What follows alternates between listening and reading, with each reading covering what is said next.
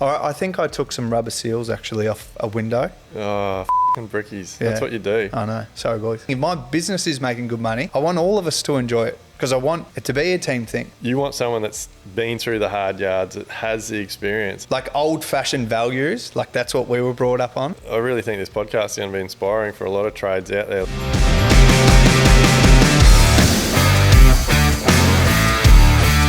G'day guys, welcome back to another episode of A Level Up. We are back in the shed this afternoon for another cracking episode.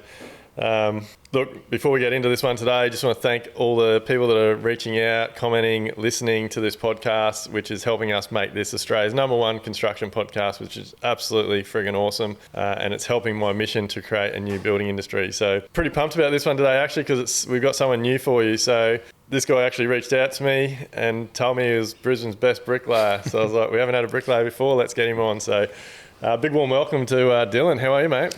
Good, mate. Thanks for having me.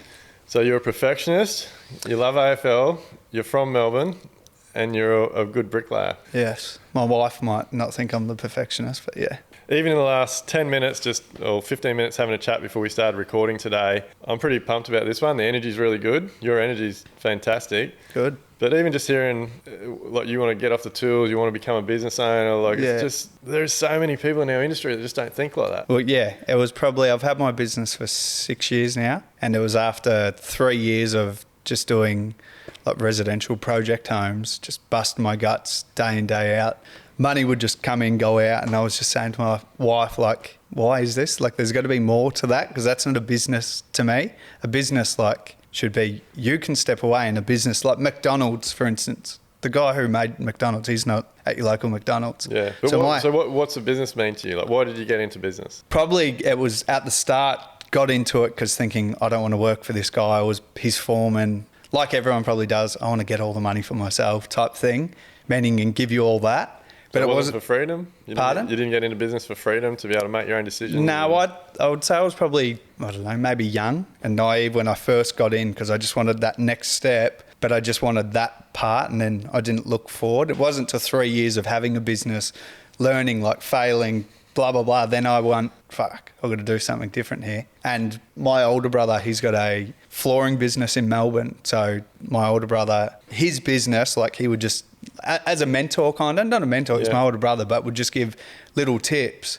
And then when I started thinking and like going over my numbers and stuff like that, where you ask heaps of people, they wouldn't even know their numbers. Yeah. And then it's like when you do it and write it down, like I was like, I'm literally doing this job and I'm going to make no money because my labour costs this, my materials cost this. Well, the fact that you've actually got to a point where you've done that. Yeah. Because a lot of tradies don't. Well, that's what in my my coaching call the other day, there was like 20 of us, and there would have been like half of them said, oh no, we don't know. And they've been in business way longer than me, some of the blokes. And I was baffled by that. I was like, fuck no. Took me 3 years. But we're not taught. Like that's correct. Like you were saying before, like you're even a year before me. Like you said you dropped out when you were in grade 9. Yeah. And it doesn't really matter what year you drop out of school, but you're not taught through your trade. Like you're taught some very, very basic business stuff, but like you're not taught to work backwards. Yeah. And like I think it's hard for anyone, but definitely tradies that are working for volume builders, because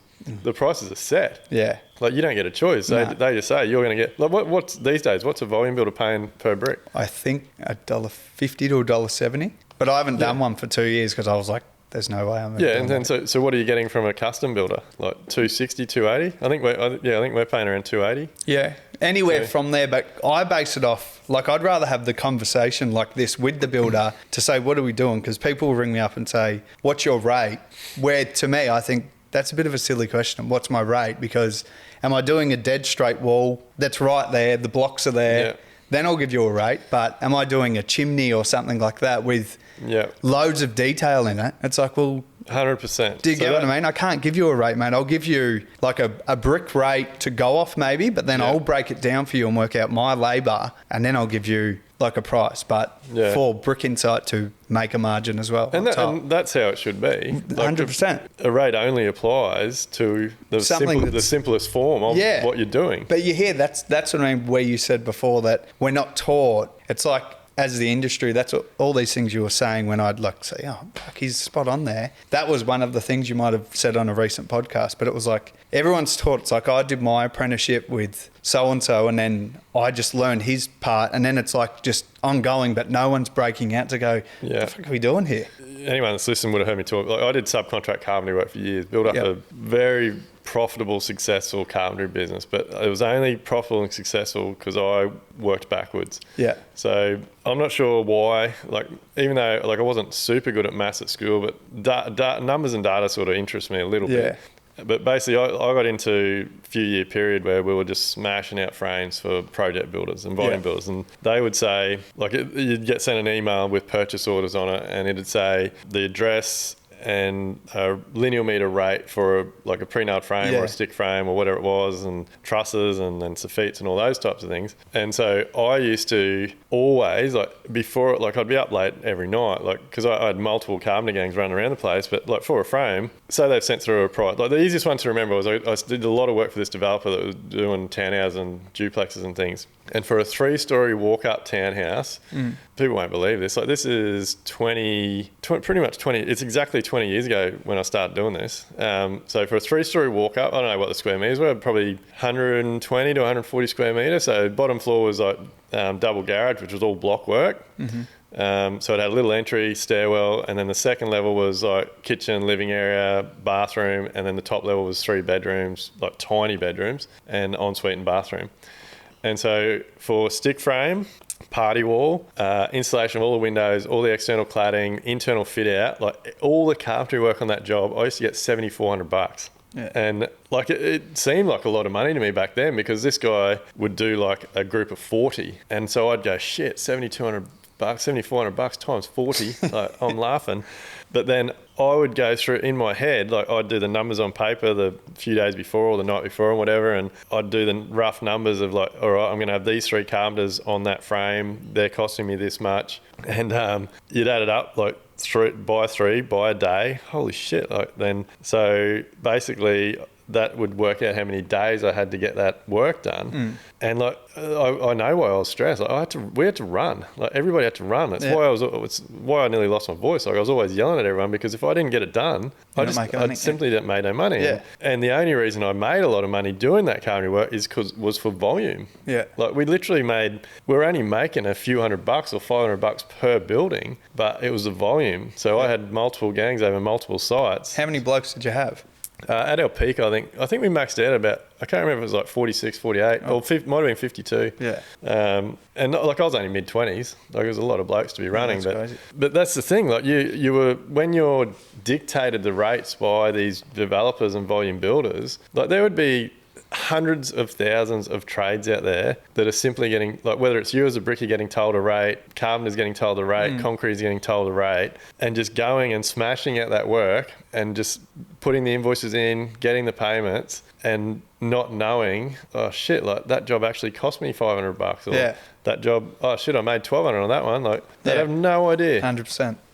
They're just doing the work, putting the invoices in, getting the money in, and then sit back and think, why have I got no cash? Why am I not making money? Or they get excited for, I've got 10 plans ahead of me. The builder's giving me 10 plans ahead. Yeah. When I first started, that's what, I was 25. It was just me and my apprentice. So I was just pestering every builder. I'm surprised I didn't even hit you up, mate. Just any builder in Brisbane, because I obviously grew up in Melbourne and I moved here when I was 22. So I didn't have friends I played footy with or anything. It was just, I started from no one up here. So I would pester just people all the time. Me and my wife, we would just write down every single project builder pretty much in southeast Queensland and just send an email to anyone, just say a little bit about myself. Will you give me a crack? Yeah. And then that was the thing. And then once you got a couple and it was then you put a couple of boys on.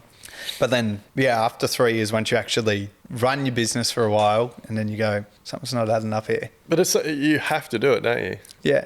I wouldn't change it. If you said, would you go back to here right now, to where I am now or where I'm going to be, I wouldn't, because I learnt so much along the way. Yeah. And my wife used to say from the start, because I knew like the type of work I wanted to do is what I'm doing now. But that's 6 years of my name, like getting out there a little bit and stuff like that, where she used to always be like, you have to wait. Like, you have to wait. Where I used to be like, I just want to do it. Like, I know I can do it. Yeah. But it's 3 to 5 years of like hustling, failing. Like my first ever job I did for myself, I brought a shitty mixer from Gumtree. I still talk to that bloke now.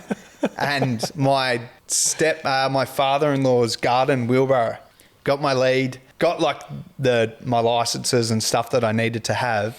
But my gear was like shit. It doesn't matter. Yeah, but it doesn't matter. I was like, I'm just doing it. And me and my apprentice, I did a whole house. Like, I'd take a week and a bit. And some people were like, how'd you do that? And I'm just thinking, because I knew like where I wanted to be. But my first ever house I did, once I finished it, they tried to sue me for some like defects and stuff. I already got paid, but then tried to sue me. What? So I remember sitting down. Is this a private client or a builder? No, like a project builder. Yeah. But they knew because I was a young bloke, maybe, we can get him here. Shitty, all these little, like run just a Hilux with just shitty tools on the back. But that's all I had. And I was like, fuck, I'll make it work. And I remember it like, and don't take this the wrong way, but because one of the things I know with this industry now is you don't know what you don't know. Mm. So like, did you know like all the rules and the regs and the codes and things that No. But I knew meaning because I'd done it for 10 years then, that I knew maybe like what he got away with. So what were they trying to sue for? Like weep holes, not cleaning shit out? Well, in the end, it just came like a whole bunch of things. But at the start, like I got paid for the job and he told me how good the job was. And then like they came back with all these things. I'm thinking, you've already paid me. Like, I don't understand this. It wasn't like nothing I can say like it was this, it was that. I think I took some rubber seals actually off a window. Oh, fucking brickies. Yeah. That's what you do. I know. Sorry, boys.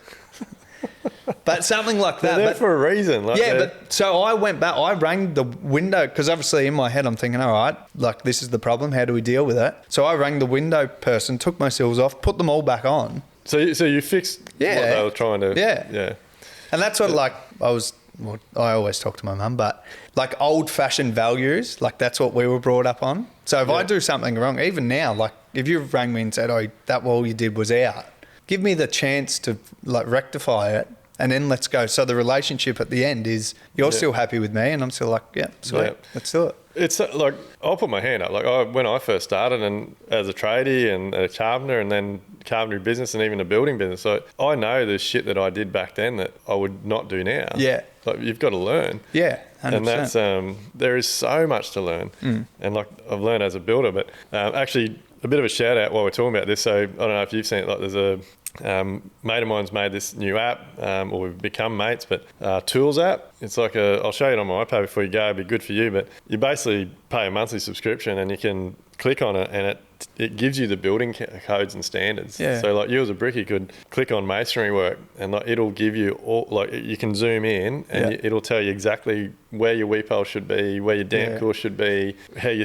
like the fall you need to have on sills. Like it's awesome. Yeah. So yeah, every trader, every builder out there, you need to get on board with the Tools app. It is friggin' awesome. We'll put a link on this podcast. But that's a pet hate of mine. And to be honest, one of my bosses when I was a carpenter, he used to pull those rubber strips off the windows as well. Yeah. And so I finished my apprenticeship thinking, oh, they're not needed. Because you learnt from him previously. Yeah. Like every job, like he would pull them off. And like I remember saying to him one day, like, what? Like, why are we pulling them off? Oh, because they get in the way of the brickies, and if it's a rendered job, like the render can't. Obviously now I've learnt like those rubber strips there for a reason, to keep the weep holes in the windows clean and allow water to get in and out. And but there's a lot to know in there. Yeah. But a lot to learn, but it's like along the way, and you're always learning. Yeah. My pet hate with brickies is you're dropping too much mud down the back and filling all the cavities up with shit. E-block on the bottom, mate. In brickwork. In brickwork.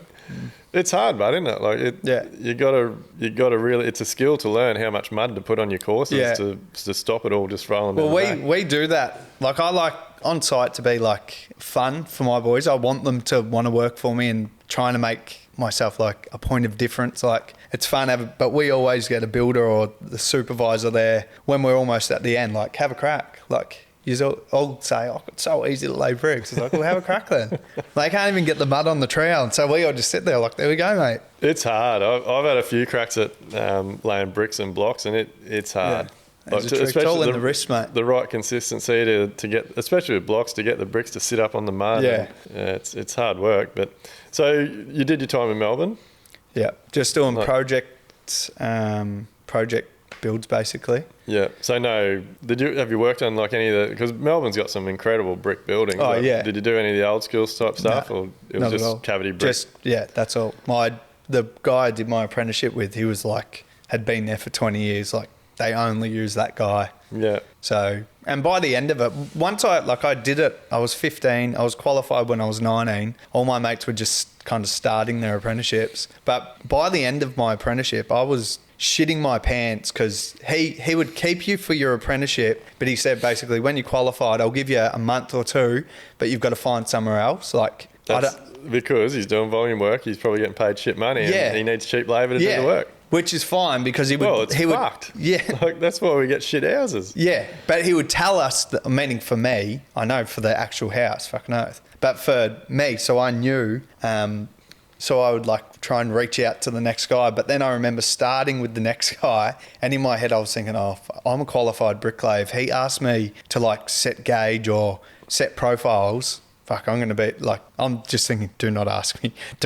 Just leave me on the line, like in the middle of people. Yeah. Just because I wasn't taught everything I know up to there. Well, I think that's, again, it's just something else that our industry has to deal with. Like, meaning you should at quite, I didn't know everything when I finished my time. Yeah, but meaning that you should have a good understanding.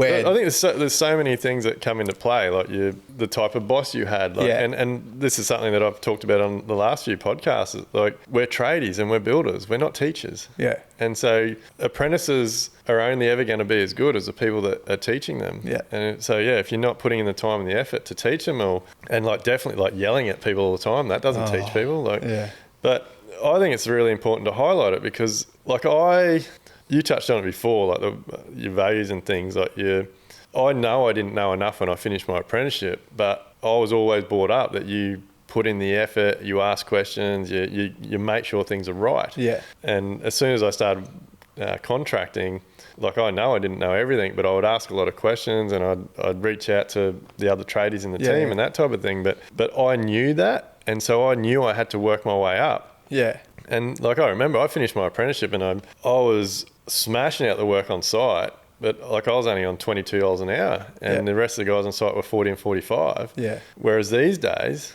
like, apprentices expect to finish their time and just go straight on to what the tradies are on. Yeah. Like, and even then, like, I can remember I went from 22 to 25 to 27, and then I think I went to like 32 and then 38. Like, I had a lot of steps to get to the top. And it fucking shits me that people these days expect just to finish their time and go straight from apprenticeship wages to the same as the carpenters on site. Like, in this industry, you have to have experience. And if you can, like, if you're asking for more money, I would happily pay like a good bricklayer that knew what he was doing, pretty much what he wanted.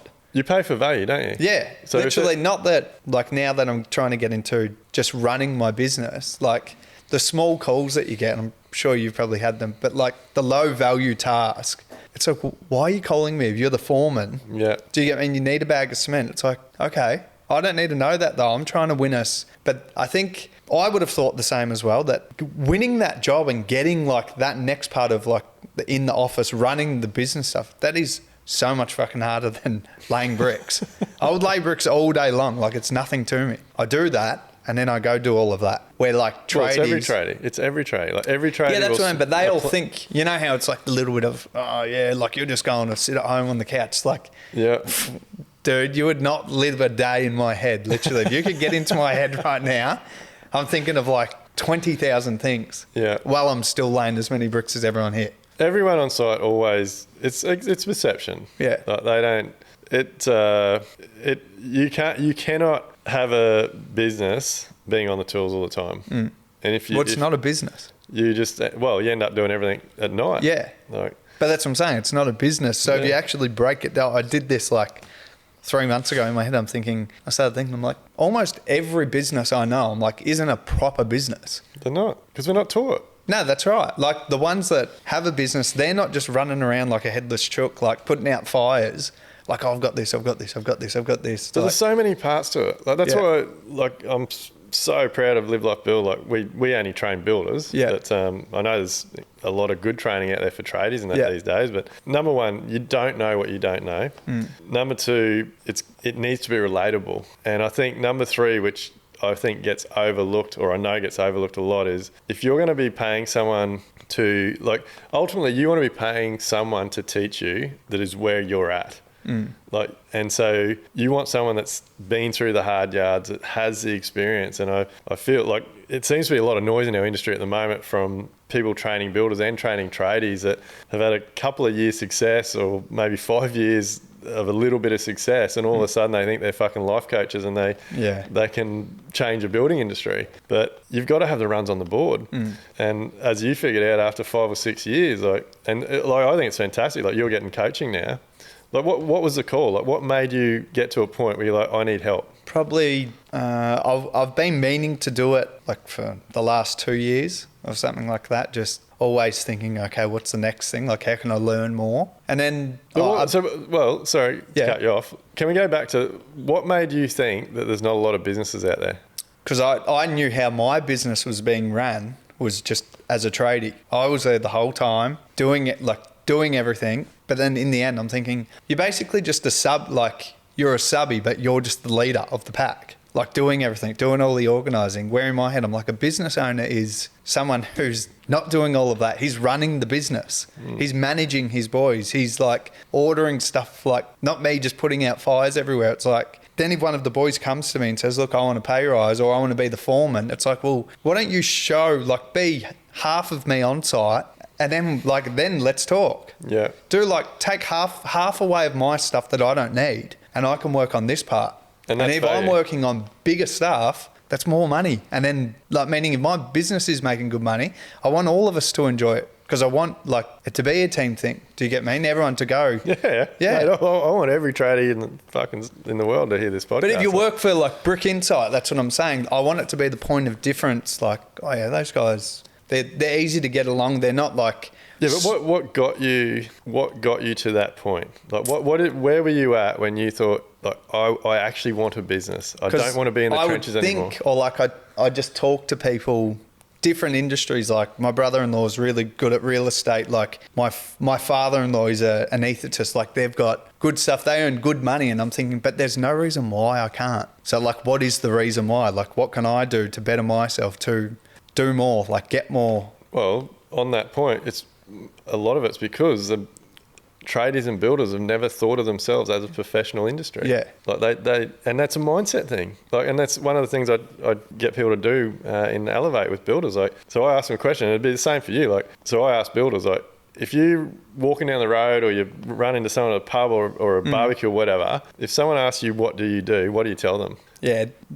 From a month ago, I'm a bricklayer. Yeah. So what do you call yourself now? Now I purposely say business owner. Yeah. And it's a mindset thing, isn't it? Because as soon as so now you're calling yourself a business owner, your outlook on everything would be completely different. Yeah. And so people, oh, what do you do? Oh, I'm a chippy. Oh, I'm a plumber. I'd always say that I run a business. Like, I've got a bricklaying business. Yeah. Oh yeah, wow. And it's words. Hey, words are really powerful. Yeah. Like, when you swap that wording around and you repeat it over and over and over again, like, it is unbelievable how powerful it is. I started thinking too, like, how can I get there? And then it all comes to you in the end. If you want a better life for your kids... Just dropping bombs here, mate. But your kids, if you want a better life for your kids, you as the dad, like me, I'm thinking, I'm the only one that can do that. Yeah. No one else is going to come and save you. Like, I think Goggins says it. No one's going to save you. And when you actually think of that and break it fully down, they're not. No one will. And so you get up and fucking do it. Most people are looking for the secret sauce, the easy way, the rule book, secret document that's going to fucking change their life and instantly make them all this money. But like, life is hard, isn't it? Yeah. And you are the only one. You are the driver. Literally. Nobody else. I know Instagram has a few of those motivational things, but my wife, I just smash them to her all the time, just getting pumped. Like, I'm like, fuck yeah. I can't wait for this run in the morning, because it will be... What, you send them to her? Yeah. I send them all the time. Does she have the shits? Nah, she's like, Do you get what I mean? Get it, baby. Let's do it. So you're not sending them to her to motivate her. You're sending them to her because you're That meaning pumped. I'll do it, but I know Yeah. people don't think too. If you do it, everyone around you will change too. Yeah. Like even I was just running like a madman, but and I was running because it was good for my head. So I would tell my wife I'm going for a run because I would run, and it was like meditating basically for me. Like the further I ran, I didn't think about running. I thought about what am I going to do, and then I would get home and like be like, oh, what happens if we do this or do that? And she'd be like after I'd given her 10 ideas, she'd be like, let's do one. But meaning your brain literally works different. It's like. It's insane if you can get to that part. Yeah, and but you're the one to start it. This is why I'm trying to dig in a bit deeper here, because I love these conversations, because everyone's wanting their hand to be held or someone to hold them accountable, like all that stuff. Yeah. At the end of the day, like you have to do it. Yeah. Like, and it blows my mind how many people. Like I don't know. I find this really hard. So I get, and not to sound like a dick, like every day I get a phone call, a message, or an email from a builder or a tradie or some part of the industry wanting advice or help or wanting to know more about Live Life Build, whatever it is. And like they tell me their problems, and I know the solution, and I can save them like 5, 10, 15 years of heartache. Yeah. But they hum and ha and don't follow through. Like it drives me insane. Like time's the biggest one. Like the amount of people that tell me, oh, I don't have enough time. Oh, I've just had a baby. Oh, I've got a young family. Oh, we've just moved house. Oh, like it's all excuses. Yeah. Like if you fucking want something, if you want a better life, if you want a better business, go and get it. Delete your social media. Do that for a month to everyone out, like whoever's listening. Do it for a month and change that to something that will better you. Read your book instead of scrolling Instagram in your bed for 2 hours. Yeah. And go out, get up for a run even when your mind doesn't tell you and you tell me your life doesn't change. Yeah. And it literally will change in a month. Literally. Yeah. And it's like magic, and people are like, people think I'm telling you it's magic. Yeah, people think it's all woo-woo shit. And then it keeps flowing on. But you've got to keep doing it. Like yeah, this is I'm really on this bandwagon at the moment. Like people, this isn't just something you start and then everything magically falls into place and all of a sudden your life's perfect and you got heaps of time. Like people ask me like, how does it happen? I say it doesn't happen. Like I make it happen every day. You choose to do it. Every single day, my aim is to be better than yesterday. Yeah. Or every single hour is better than the hour before. Like my life isn't what it is, and everyone has this perception that it's perfect and I have all this spare time. Like I make my day and my life what it is. And you're obviously on that bandwagon as well. What time do you wake up in the morning?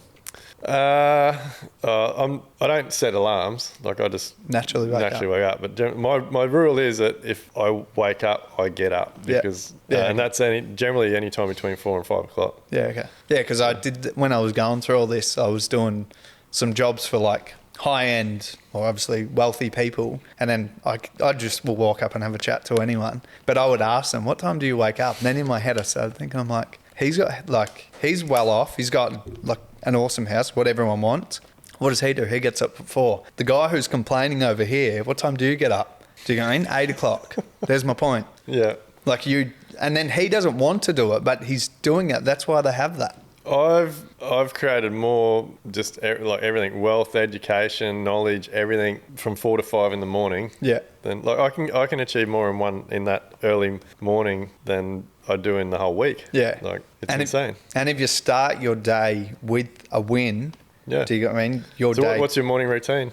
I get up. It's not every time. Like I'm not perfect as well, but I try and wake up at 4 or 10 to 4, get up, have like an electrolyte or something, do a little stretch, and then go for either I've got a loop around my house, a 6K run or a 12K run. Yeah. So I just choose to do that depending how I'm feeling and what I've got to do for the day. But if I do that and where I stop, there's a cafe near. So then me and my mate, or sometimes I'll do it by myself, we'll stop there and then we just walk and chat. What are we doing for the day for the rest? And then we're back at home at 5 o'clock or 5:30 in the morning, have our shower, go to work. Yeah. I don't, like you just said that you're not perfect. Like no, some days are quite, like this morning, I knew, like in my head, I went, you're going to be a bit of a fake if you try and say this stuff, what you do, but you're not, in my head. But I was like, my legs were sore from the run previously. And then I was like, you know what, I'm having a sleep. my son came into my bed at 5 and I thought, I'll just sleep in here now. But that's the thing, but like it's everyone, I think through social media has this perception that it has to, like you've got to be perfect. Yeah. Like every day. But like I guarantee you, like can't. every single one of these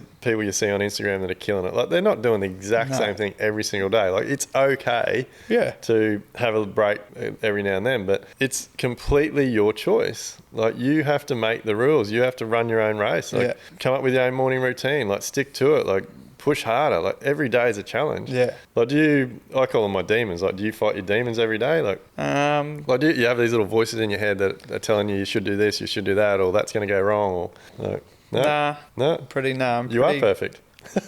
No, I'm not perfect. I'm definitely not perfect. But I'm pretty, I don't know, pretty relaxed, and probably talk to my wife about like problems and stuff like that, so I don't try and fight them. Yeah. But so you don't talk to yourself about like your team on site or what's going to get done on site or something might go wrong or how am I going to get to that job? That's what I mean. Like, yes, I do. Like there's always noise. Well, that's what I mean. If I run, that's my time to do that. But it's like, I'm not. It's like it's a weird to explain. You're not thinking of it, but you are thinking of it. But you're concentrating on the running part, but also thinking about it, so you can think different ways. And you got to have that, don't you? Like whether it's running, meditating, whatever you do, you've just got to have an escape. Yeah. So what's your goals now? Like, so you've figured that out. You've realised that I don't just want to be a tradie. I want to be a business owner. And you've reached out. You're getting some training on that. Yeah. So is the training you're doing like trade specific, or is it just business training? No, it's trade.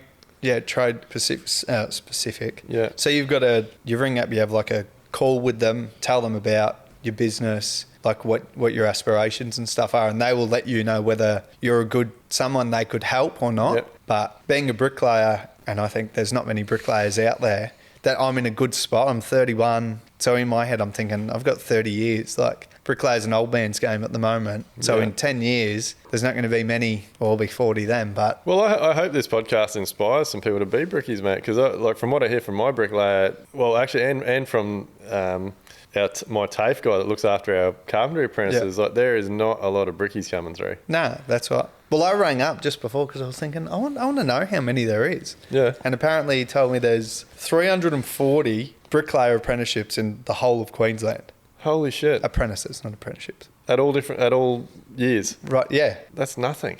That's what I was thinking. I'm like, that's literally crazy. Yeah, I wonder how many. And I'd love laying bricks. Like people think, I know, like, it's so easy and stuff like that, but it's like, it's good. Like, obviously it's hard. You're getting a workout all the labouring, labouring is hard, but how many brickies do you see on the scaff just screaming out for mud? I'm like, we're just laying them there.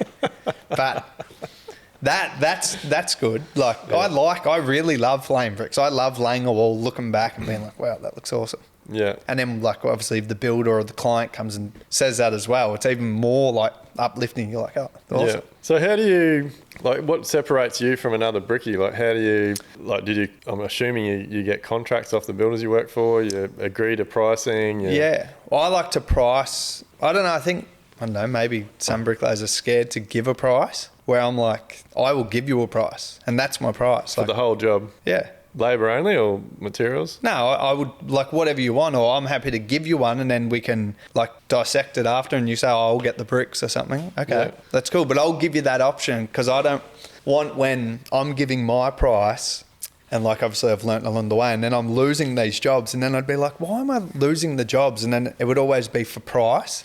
I'm thinking, but why is it always price? Like... depending who you use, and relationships. If someone's got a bricklayer who they've had for 20 years, I'm like, I like that part. So I'm like, I don't want to do that. But if he's ever too busy, do you get me? Yeah. Here's my number. Yeah, relationships are huge. But that's what I'm trying to say. I want to build a relationship with a builder, but that's to say, like, this is what I'll do, which is probably the actual bricklaying or block laying is probably the same as everyone. But I'm trying to say, like, if there is a problem, I'll sort the problem out. Yeah. If you want me to supply all the materials, okay, I'll do that. But like make it a conversation, but then say, but I want it to be ongoing. Yeah, but before we started recording today, we were having a bit of conversation about this, and it's something I'd like to talk about now because I think a lot of trades, a lot of builders overlook it. But you were saying, like, if you give a builder a price and you turn up and the bricks are here and the job's 100 metres down the driveway, and then they expect you to move them all around. Yeah, isn't that a part of your rate? Yeah, and I think that's pretty unfair, and I think it's pretty poor. I definitely, my view is that there's a lot of builders that take advantage of their trades. Yeah. And just because they're not pricing the jobs properly, they're not allowing miscellaneous labour and all those types of things. Like, we track all our data, so we know if we do a 3-story house that's got a block basement, how much time is required to move the blocks around the site. Yeah. Like, but I think it's pretty rude of a builder to have a trade turn up, such as you, a bricklayer or bricklayer, and like, it's a 3-story house on a steep site, the blocks are down at the footpath, and expect you to... Isn't that a part of the price? Yeah, get them to the second level. Yeah. But that's why from now, obviously learning along the way, you'd get stuck doing that sometimes. But then now, I'll just say it at the start. Just have a friendly chat. Like, I like it being like that. Just have a friendly chat. And I know some people don't like it that way. Some people do. But I'll just say, and straight up, like, this is the price. And if we're moving blocks or cutting blocks because you chose to do the concrete because you wanted to save money, now I've got to cut all the blocks. What are you cutting blocks for?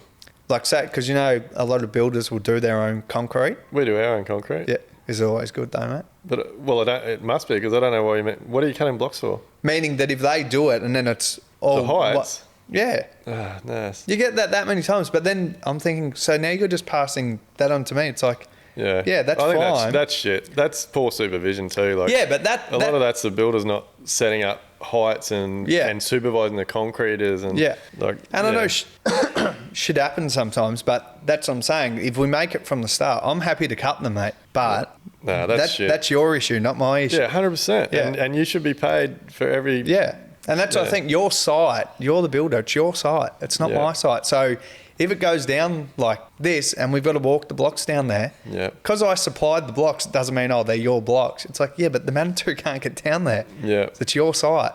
Yeah, that sort of stuff really shits me. Have something in place straight away to say, I'm happy to do it, but you'll be paying me to do it. Yeah, no, that's a real pain in the ass. And then, like, all my trades know, because like, we set the standard with them. Like, if there's anything that is delaying what they do, like, to a certain extent, like the tiler, like most jobs, we get the tiles in the garage, or near an external door, so they've simply just got to take them in. But yeah, if for any reason there was a hold up on our job, or it was wet, or it was muddy, or whatever, and the Manitou could only get the tiles to the front of the driveway, like, I would either get my team to move them to where the tiler needs them, or the tiler charges me an hourly rate to move them. Yeah. And I assume you would charge an hourly rate to do extra shit as well. Yeah. Like, that, to me, that's all builders just really poor supervision of site. And again, not pricing the work correctly, not knowing their data, not knowing that on the past basement job there was 2 days of labour to move blocks around. Yeah. Well, that's what I think when I reached out to you and I was saying I wanted to find the why. Like, what's the why? What's my why? And like, I would ask my wife, I'd ask my parents, my mother-in-law, and be like, but why will they go with me if they can get old mate for this price? Like, even if you say, oh, you're a good bloke, he's a good bricklayer, stuff like that. But sometimes money, meaning if you know how to price a job, you probably will go with me because you want to build that relationship. But if you don't know how to price a job, you're going to go for that guy every time. Like, builders want the cheapest price because if they can save some money on what they've allowed, that's how they make their money at the end of the job. And that's what. And then when you go back, like the pushing down of price, that's what I just don't like now. Now, obviously, getting more into my business, that I just don't even go back and forth with that. I just say, oh, okay, like, best of luck. It's got to be about value. Yeah. So as a builder, like, I can't just take on. Like, my trades just can't keep charging me more because that just drives my price up. And obviously you get to a point where you are pricing yourself out of the market. So, but like, my business, like, I know I am 100%, I never will be the cheapest price that anyone gets. Yeah. And that doesn't worry me. Like, we do a process now where our clients don't get other prices, but they trust me enough to know that I'm pricing it correctly. They want to know that I'm not going to go out of business during the job. Like, profit's not a dirty word. Yeah. Like, and if you're building a house, it's a big investment. And as we've seen over the last few years, the last thing you want to be doing is choosing a builder that's struggling with cash flow or trading insolvent or worse, going broke during your build. How do you feel then as a builder, meaning if, for me, like, I'd be a subby to you that wants to build like a certain business, like, and obviously keep taking your work, but how do I price right so you'll always pick me? For me, it's all value. So you're no different to me employing a carpenter or a person in my business. So it's all about value. Yeah. So what value will you add to my business? And I do the exact same thing to my clients. Like my clients choose me because of the value I'm going to add to them. We get our clients because I spend hours educating my clients. I'm open to any material, any suggestion, any type of building they want to do. Like I'll research it, I'll learn if I don't know it.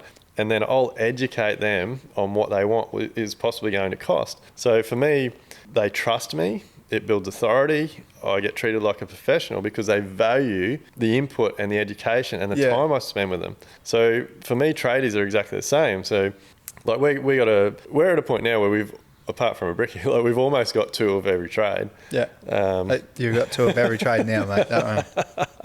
But like the rate, like if let's say I was rang you to see if you could do a job for me, I would check what your rates are and see how it compared to my current brickie. Yeah. And if it was more, we'd have a conversation. Like I'd try and find some more info out about you. Yeah. And then we'd have a face-to-face. And I don't let anyone do any work on my sites until we've sat down and had a face-to-face and just had a chat. Yeah. And then it's learning about how you operate. Yeah. Because you might be $1 a brick dearer than my brickie, but you might have a bigger team that can meet my schedules better. Yeah. Or you might have a bigger team. So like time on site's everything. Like people that don't know the data won't understand this, but like your fencing, your toilet, your silt barrier, like every day that we have our own team there, like it's all money. Yeah. So like this basement we're doing next week, there's 1,300 odd blocks in that. My brickie's going to take 4 days. You might have a big team that'll get done in 2 days. So to me, that's value. Yeah. So you might charge me $1 a block more, possibly. Saving you 2. But you're saving me 2 days on site, which means I can get my core fill done quicker. I can move on to this. Like to me, there's all those things that a lot of people don't think about. Like they're so focused on the actual price. Yeah. And this isn't just for you. This is for homeowners as well. Like homeowners with builders. Like builders are so focused on trying to get the price as low as they can to win the job for the client. But it's all about the value. You have to add value. Yeah. And obviously that comes with experience. It comes with knowledge. And the other thing, like a few of my trades, I know I could easily find cheaper. Yeah. But I never have to, like I know everything they do is to code. Yeah. I know they're just as passionate about understanding building codes, quality work as what I am. Yeah.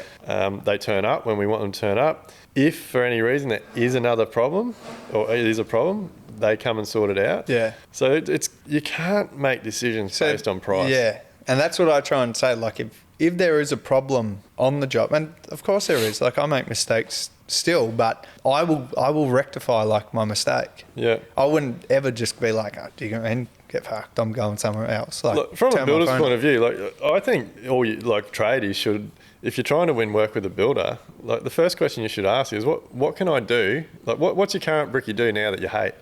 And figure out like break the ice by going, oh, we do that. That's just a standard. That's something we do every job. But like as a brickie, like one thing that used to really, still shits me, our brickie does it, but the old brickie we used to use, like they'd finish their block work or finish their brickwork and they would not clean up the bottom. Yeah. Like, whereas our current brickie, as they're wrapping up, the young fella be going around the bottom with a rake and a shovel, and when we get to site, it's clean. All the scrap mortar's all in the rubbish bin. Like, so just little shit like that. Yeah. Like, it's all adding value. Well, I had the other day, like some block work was going to get rendered, and then it did need to be jointed. Like the builder made an error telling me what it was, but then I thought, you know what, it probably is both of us. So like, I'll fix it for you. Let's scrape it out. But then I just said to my boys, from now, every job, even if it is rendered, join it. Just so when the homeowner comes or someone comes, even if the builder's bringing his friend around who's another builder, just look at the work, they're going to go, wow,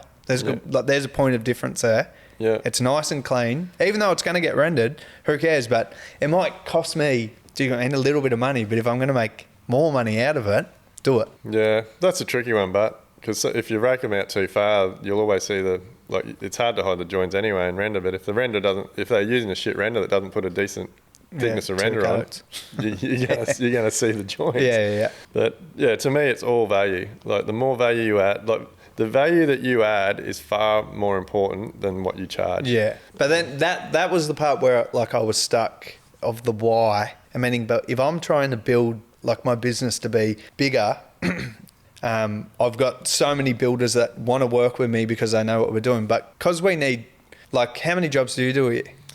Like 5 or 10? Depends on the size. 8 to 14. Yeah, okay. But see, for us, sometimes we might need 5 jobs for the week. Yeah. So it's like, it's every day, like ringing, hey, Dwayne, blah, blah, blah. This is then the next person. So it's like you've always got to be onto it because it's like, I don't know. There's not many bricklayers out there, but it's like they can just battle us between each other. Like, oh, he'll do it for 5, he'll do it for 4. But it's like, but all of us should know, like, that's the price. Do you get me? For your business to make some money. But the thing is, no, it never will be like that, mate. No, yeah. There's very few, and that's not just the building industry. That's all, Yeah. like cafes, like, And that's where I was stuck doctors, for a while. like everybody, like, And again, this is why this is so important. That's why it's got to be value. Yeah. Like, and that's why, like, it honestly does not matter what you charge. Yeah. Like, it's more important you charge what you need for your business to cover its cost and to make money. And yeah, profit's not a dirty word. Like, you have to get paid for the work you do. Yeah. And the other, like, obviously the other side of that is a lot of business owners are working for less than they're paying their staff. Yeah. And because they don't understand their numbers, like, use a Brickie as an example, like, because he's getting the money in from the builders for the total job, he thinks he's making a lot of money, and if he's not doing the numbers and figuring out how much his cement costs, how much his sand costs, how much the brick ties cost, how much the damp course costs, and figuring out really what's left for him at the end of the day, he's probably working for less than what he's paying his bricklayers. So unless you're in that mindset and you're doing the numbers, and most people don't do it because it's in a too hard basket, or they think they're not smart enough, or they haven't got enough knowledge. But reality is, it's not that hard. Yeah. Like, and you will change your life very quickly when you start to understand your numbers. Like, I'm sure it changed your confidence. Yeah, everything. I remember just telling builders, I would say, and after doing, like, waking up early, my mind was like ready to go. And I would have these conversations where I'd used to just be too, like, easy going, just be like, oh, all right, mate, yeah, I'll do that for you. And I was like, nah, I'm not doing that. Like, this is it. That's my price. They're my terms. Otherwise, go somewhere else. And I kept just winning the jobs. I was saying it like friendly. Yeah, but like you're confident. And that's what that. Me and my wife literally were looking at each other, and she was just like, "What is happening at the moment?" Like, I just was not winning a job and pricing it to make money. Yeah. And that, like, it's so awesome to hear you talk about this stuff, because so many people I talk to, it's like they think I'm talking shit, and it's just a sales gimmick. But that's how your life changes. Like, when knowing your data, it completely changes the way you show up, changes the conversation you have with people. And like you said, it's not about being arrogant about it or rude about it. Like, it just, the way that you talk about it, because you're confident. Because once you know your numbers, the thing is, once you know you're not going below that number. You can't go back. And so if someone's having a conversation with you and trying to screw you down, you would have to be stupid to go backwards. So because you've got that confidence now, you can easily say yes or no to the job. And most people, if they come to you because of your quality or you've been recommended or whatever, they don't want you to say no. They want you to do the job. So then you've got to add value. Yeah, that's right. And then just keeping that momentum going all the time. And like I said, because it's so constant, sometimes we'll have one job for the month, but then sometimes you need 6 for the week. Because you've got 500 blocks here, 1,000 there. That type of thing. But also pricing them right. So you're still winning the job because you need to keep your boys busy, like your boys need money. I want to go back a little bit before, because something I wanted to get to when we were talking about builders taking advantage of trades and stuff, especially when it comes to moving stuff around the site. Like, we got their QuoteEaze software, and although it's it's the best software in the industry for doing proposals and quoting and colour-coded takeoffs and all these types of things, but the way we built it was, a lot of it's to do with setting expectations. I'm not sure how you're presenting your quotes at the moment, but I'm hoping, if not, I'm going to give you some gold nuggets. But, like, do you have a document that you give to your builders that says if the blocks are within or outside of this certain distance, that will be that'll be charged an hourly rate? Or if like another thing for bricklayers is if cutting splits or something. Excess cutting because they haven't taken the time to set out their windows and things. But shit bricks. Like, we've been in a few situations where clients have provided the bricks, and so I make it very, very clear to the client, if there's something wrong with the bricks, or you haven't, because I'm not going to go and count them. Like I'll work them out and I'll tell them what they need. But if Brickie turns up to do his bricks and he's 200 bricks short and he can't finish, he's got to come back. That's going to be another charge.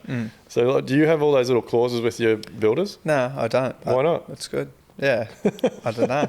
I thought you were about to say how I give my quote. Like it doesn't look like your generic. Yeah. Like I should print one out. I should have brought one in and showed you. It looks good.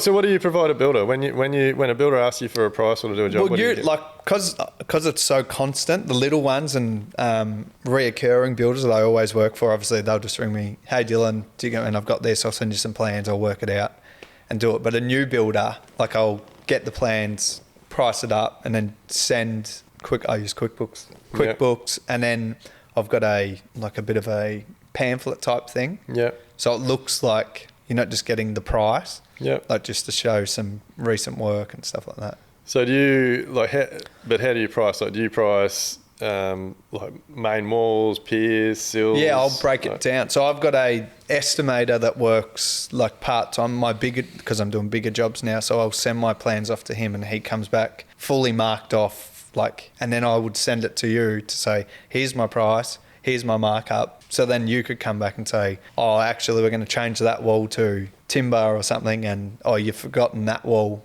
if that's the relationship. Yeah. And then go from there. I'll work it back and price it like that. Yeah, because I think that's why we designed QuoteEaze the way we did, because I'm a massive believer that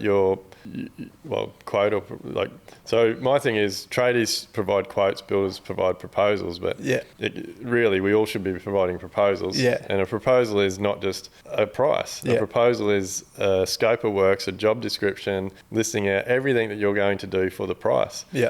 The really powerful part of a good proposal is setting expectations. And I feel like tradies can't whinge about things if they haven't set, or they either haven't asked questions or they haven't set a standard. So for me as a builder, like you as a brickie, if I got a quote off you, like it doesn't happen on my jobs because I'm very good at working with my trades and I'm very even. Like it's got to be an even playing field. Like I don't expect them to lose money because I haven't organised my job properly. But for you working with builders, whether you've worked with them for a long time or it's a new builder you're trying to reach out to, simply by having, you can either, like we put them as big bold notes, but you could have, if you had those notes that all bricks must be within a certain vicinity or all blocks must be blah blah blah, or even something like you were saying before, you're starting to supply the bricks and blocks, but like if your builders are supplying the bricks and blocks, like how many times have you turned up to do a job and you've had to leave the job because they're short? So who's that cost money? Cost me money. Doesn't cost the builder anything. No, that's right. He'll just get the extra blocks and you'll come back and lay them. You're the one that's lost time because you've either had to pack up early, you've lost half a day, quarter a day or whatever, then you've had to come back to do that half a day or quarter a day. So it's cost you a lot more than you think. So you've got to have those clauses in your proposal. And that's why I try and have like the conversation. Just say like, look, but you can't have a conversation. It's got to be documented. Well, that's what my brother obviously runs his flooring business.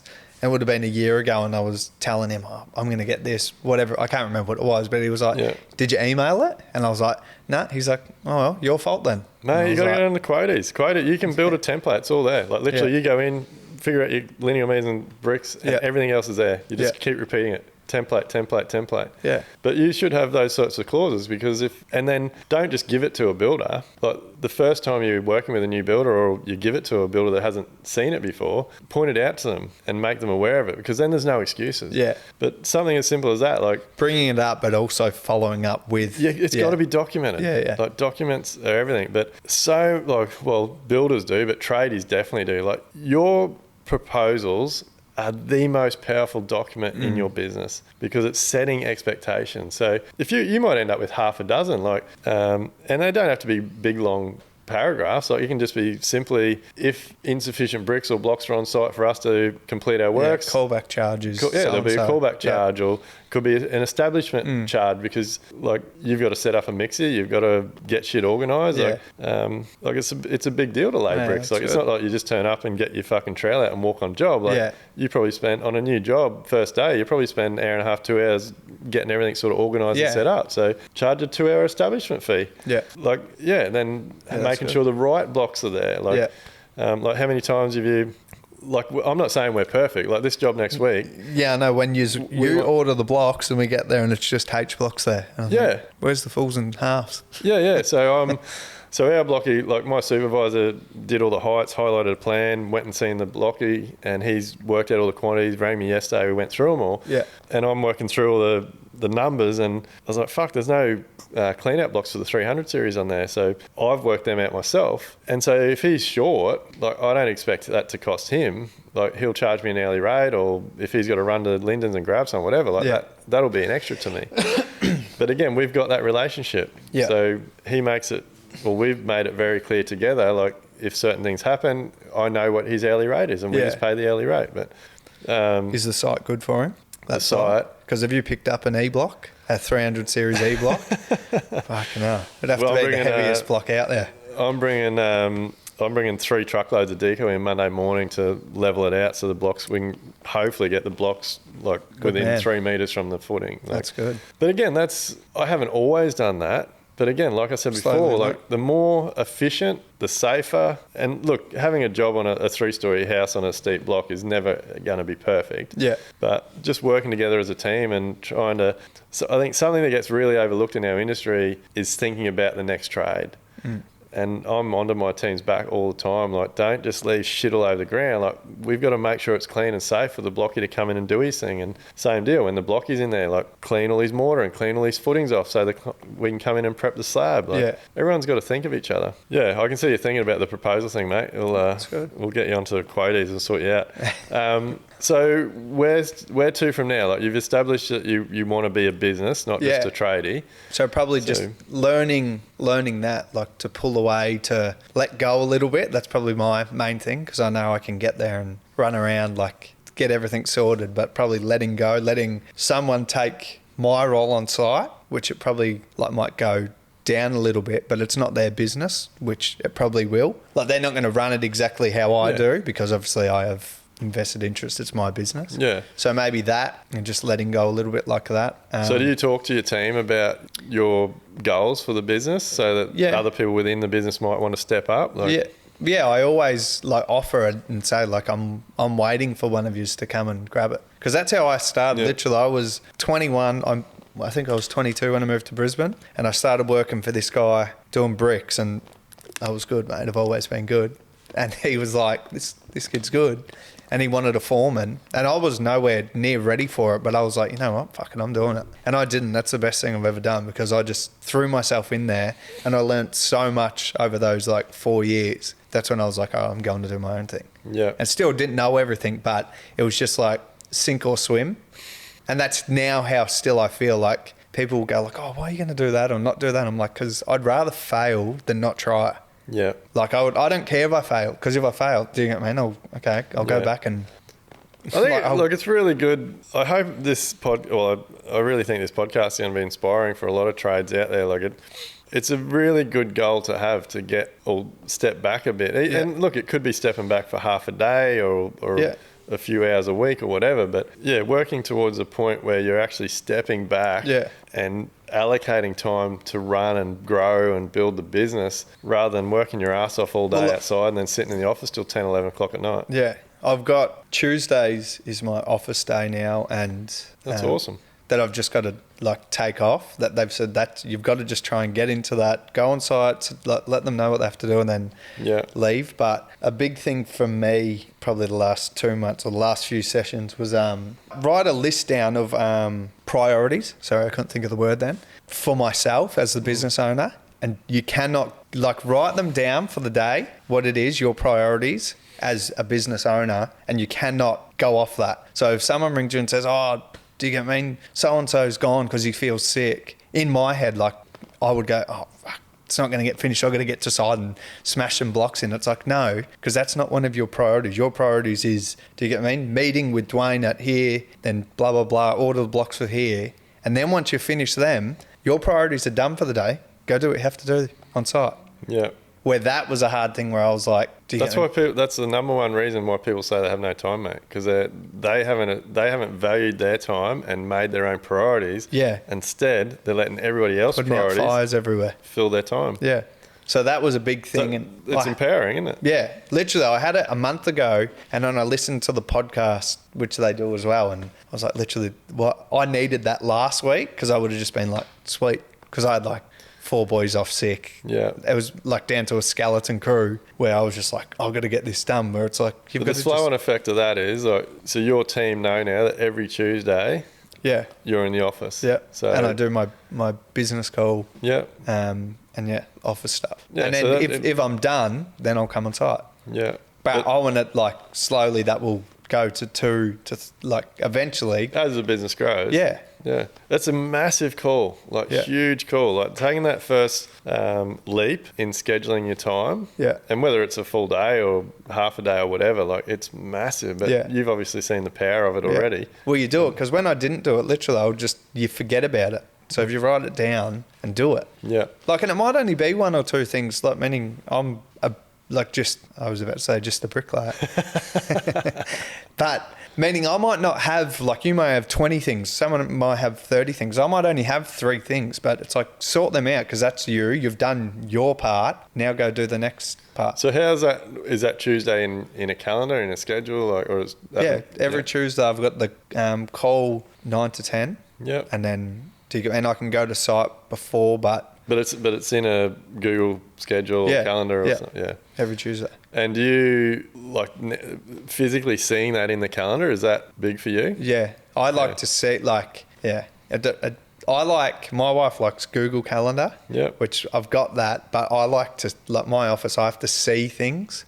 So maybe I'll change to the digital way. But I've been on the Google thing for a few years now. I think it's freaking awesome. Yeah. Like my wife, it's shared. Like it's free. It's fantastic. Yeah. Like I can see everything she's doing. She can see everything I'm doing. Like don't have to check with meetings or catching up with friends or whatever. But what are we doing this day? Yeah. Yeah. Well, I had one for the boys because obviously we would have jobs here. Today we're here, tomorrow we're here. So I just had the month filled out. So I wasn't just texting every night. Do you get me?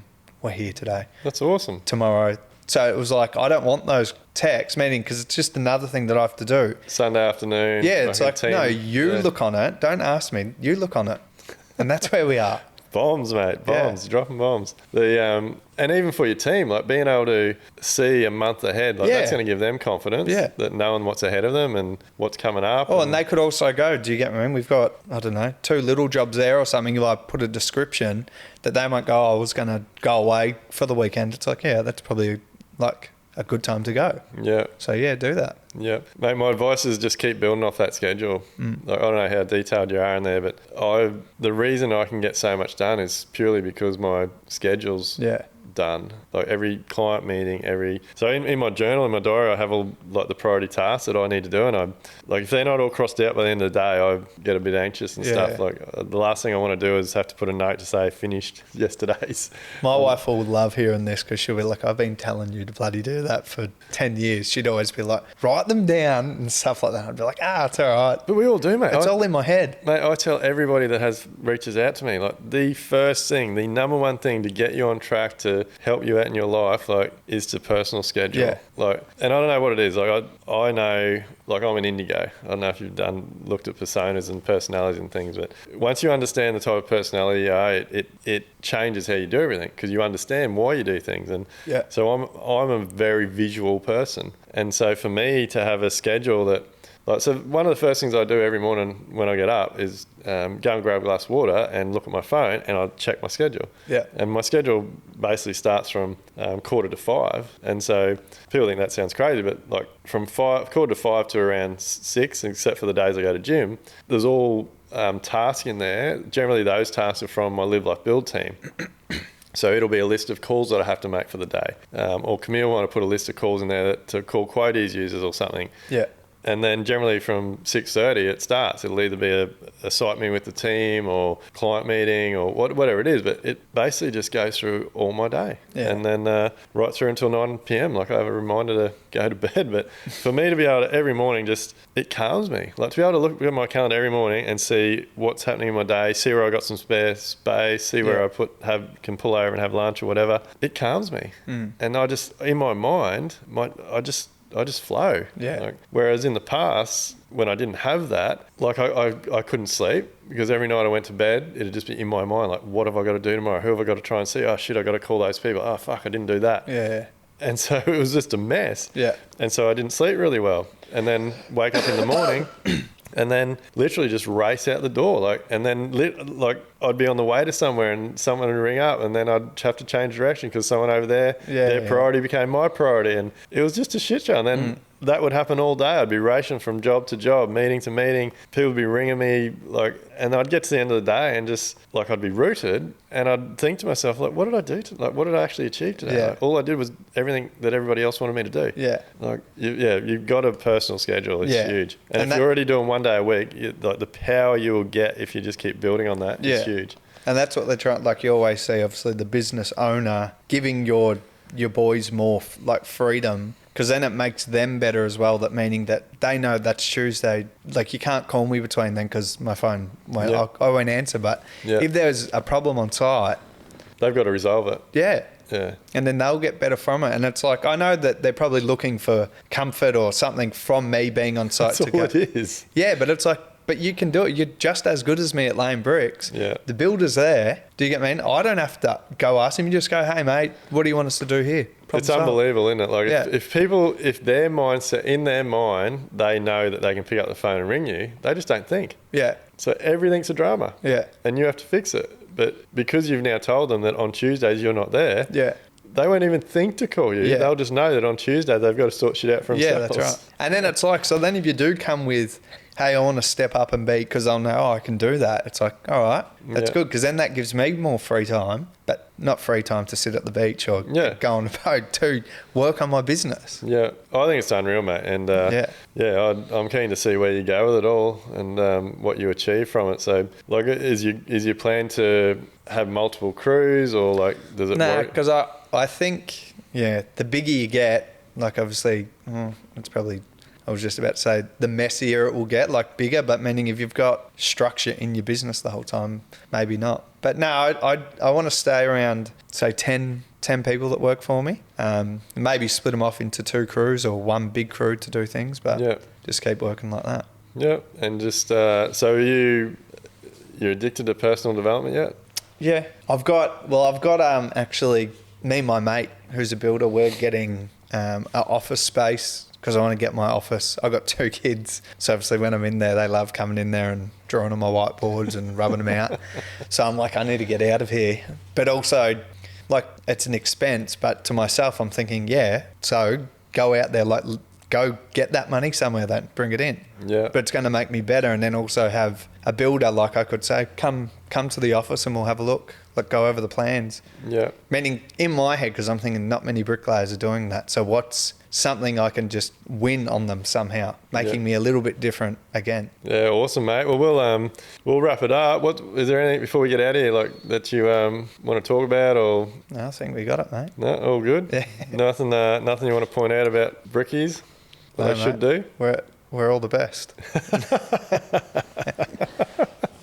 No, well, mate, look, appreciate the conversation. It's been a cracker. And just keep doing what you do. Keep an eye on it, and reach out if you need any advice or whatever. But I'm keen. We might have to do a job together. See how you go, mate. Sweet.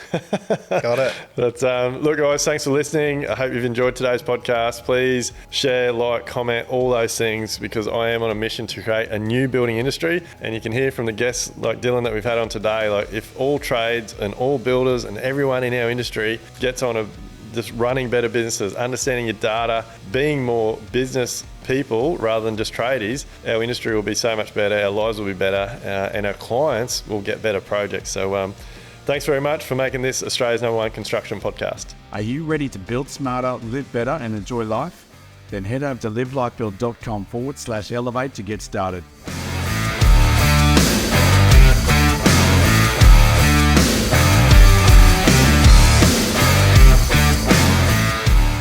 Everything discussed during the Level Up podcast with me, Dwayne Pearce, is based solely on my own personal experiences and those experiences of my guests. The information, opinions, and recommendations presented in this podcast are for general information only, and any reliance on the information provided in this podcast is done at your own risk. We recommend that you obtain your own professional advice in respect to the topics discussed during this podcast.